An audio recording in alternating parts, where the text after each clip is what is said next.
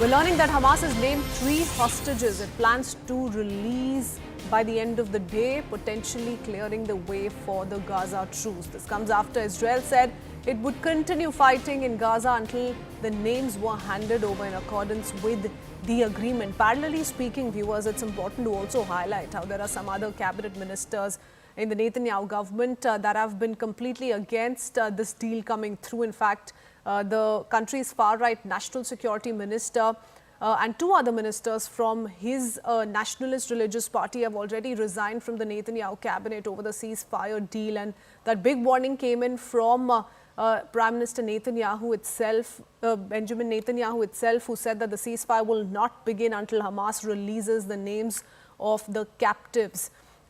And now we're learning that following this warning, Hamas has officially conveyed and named 3 hostages it plans to release by the end of the day. I want to go across to my colleague Akanksha Swaroop joining us with more details. Yes, Akanksha, what more do we know? It does look like things are headed finally in the direction that the ceasefire may just turn into a reality in a phased manner.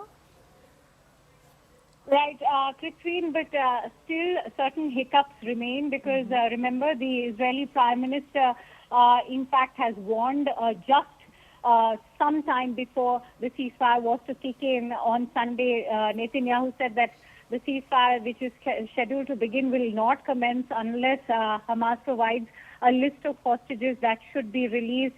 And Hamas has, of course, said that this delay is due to some technical reasons. But the IDF has very much been instructed by the Israeli Prime Minister that they should not let the ceasefire begin until Israel has received that list of hostages. So that is the first hurdle which needs to be crossed.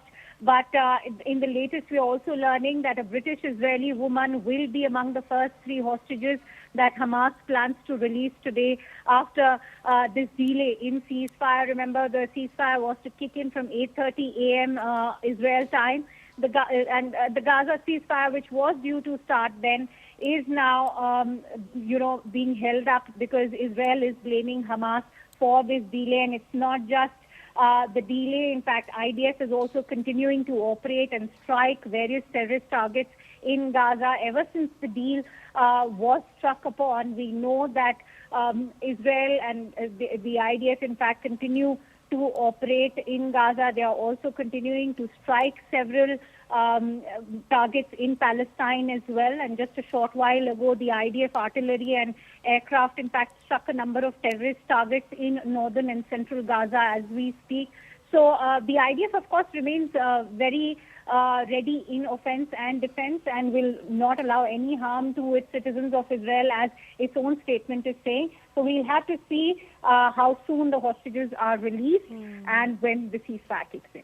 Oh yes, but Hamas naming 3 hostages also comes right after Netanyahu's big warning to finally come out with that list of hostages. Many thanks, Akanksha, for joining us with all those details. We're tracking that very, very closely. Heading into a very short break for now. We'll be right back. Keep watching.